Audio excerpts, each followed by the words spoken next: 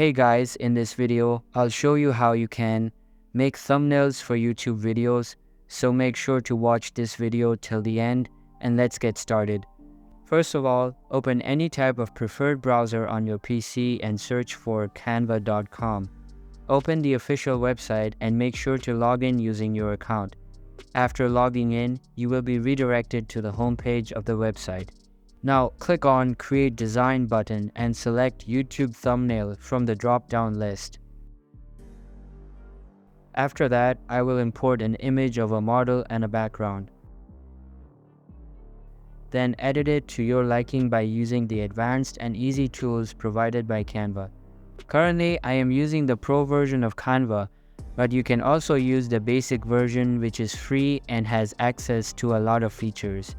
After that, I will add some text. And that's how you can make thumbnails for YouTube videos. Hope you liked the video. Thanks.